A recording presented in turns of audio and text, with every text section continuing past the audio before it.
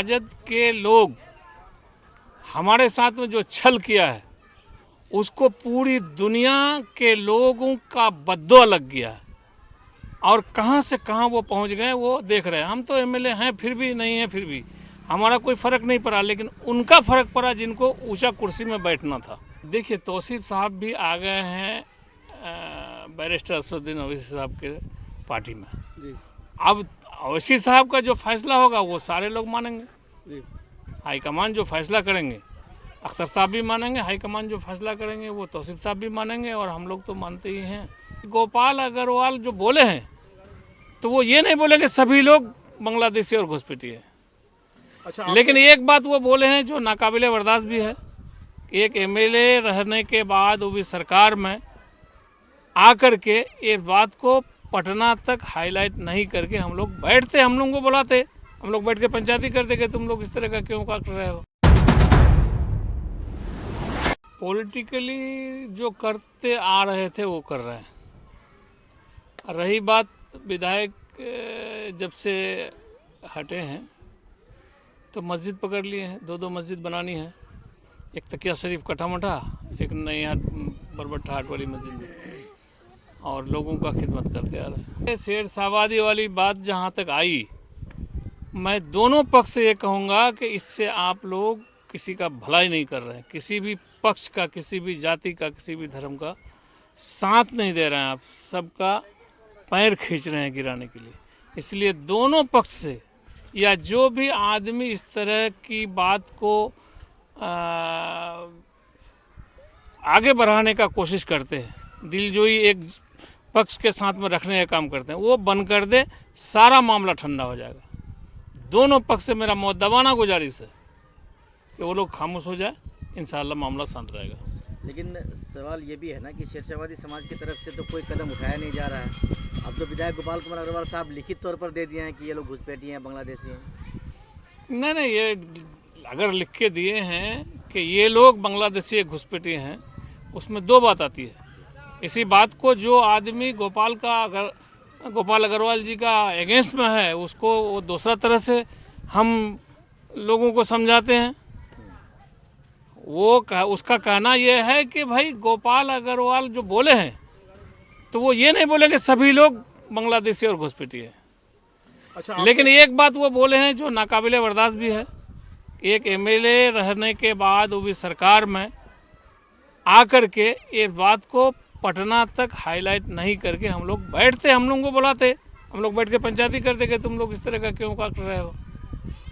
यहाँ पर वो गोपाल जी थोड़ा सा मिस किए। अच्छा, आपने कहा कि अख्तरुल ईमान साहब को पहले सांसद बनाना है, लेकिन बहादुरगंज के जो वर्तमान विधायक है तौसीफ आलम साहब, उनके एक बहुत ही करीबी उनके प्रतिनिधि ने कहा है कि हमारी ख्वाहिश है कि तौसीफ साहब को सांसद का मौका मिलना चाहिए, और उन्होंने आपका रेफरेंस दिया है कि भाई कोचादमन में इजहार अस्फी साहब में हमारे मजबूत साथी हैं। फिर देखिए तौसीफ साहब भी आ गए हैं बैरिस्टर असदुद्दीन ओवैसी साहब के पार्टी में जी।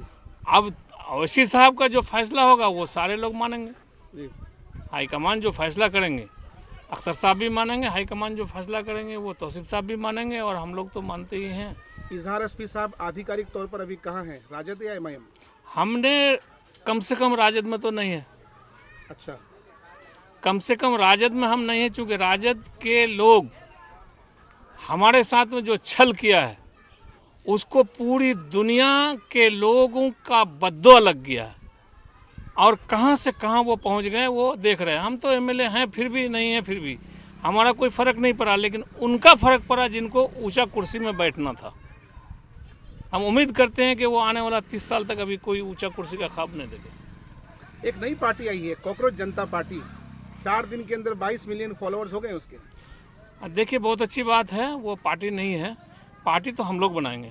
अच्छा, यकीन जानिए आप, यानी एमआईएम के हम पूरे बिहार में नहीं लड़ेंगे, पूरे हिंदुस्तान में नहीं लड़ेंगे पूरे, लेकिन कुछ दायरा में हमारी पार्टी काम करेगी जो लोगों को खिदमत पहुंचाते आ रहे हैं। उसका एक इजहार अस्फी या अस्फी परिवार पर एक छाप है, वो हम लोग मदद करते आ रहे हैं, करते रहेंगे, और ज़रूरत पड़ा तो एक हम लोग नई पार्टी भी बना लेंगे। जरूरत पड़ा तो नई पार्टी बनाएंगे। अभी तो कोई प्लानिंग है इसको लेकर, कुछ मीटिंग? अभी कोई प्लानिंग नहीं है, अभी तो किसी से कोई बातचीत भी नहीं है। अभी नए नए एमएलए बने हैं, पार्लियामेंट इलेक्शन होनी है, अब देखिए क्या होता है, इन लोगों का रवैया क्या रहता है। सर, इस वक्त बकरीद का माहौल चल रहा है, बकरीद चल रहा है, और जिस तरीके से देश और दुनिया के अंदर जो चीज़ें हो रही है, खासकर भारत की बात की जाए तो कई जगहों पर मुसलमानों को जो टारगेट किया जाता है, मुसलमानों से कोई अपील आपकी किस तरीके से बकरीद मनाना चाहिए? देखिए ये बात तो मानना पड़ेगा कि हम लोग जो बड़े का कुर्बानी करते हैं, ठीक है, कुर्बानी करना बहुत अच्छी बात है, लेकिन उसके गोश्त को हम लोग जो धड़ल्ले से खाते हैं वो हम लोग के सेहत के लिए भी कम ये है, बीमारी का एक रास्ता है। और सरकार के तरफ से भी ममानियत है। अभी तो मुबारकबाद देते हैं बंगाल के लोगों को कि सरकार ये कह रहा है कि बड़े का कुर्बानी होने नहीं देंगे, तो उससे कई ज़्यादा स्टेप ले लिए हैं बंगाल के लोग कि हम लोग भी बड़े का कुर्बानी नहीं देंगे। हम मुबारकबाद देते हैं बंगाल के तमाम लोगों अच्छा, को। मौलाना अरशद मदनी साहब ने आह्वान किया है कि गाय को राष्ट्रीय पशु घोषित किया जाए। इजहार हस्फी साहब उनकी तायद करते हैं क्या? नहीं, राष्ट्रीय पशु घोषित किया जाए ये तो डिमांड किए हैं, लेकिन कितना मजबूती से किए हैं हमारे समझ से, वो तो बड़े हैं हमारे,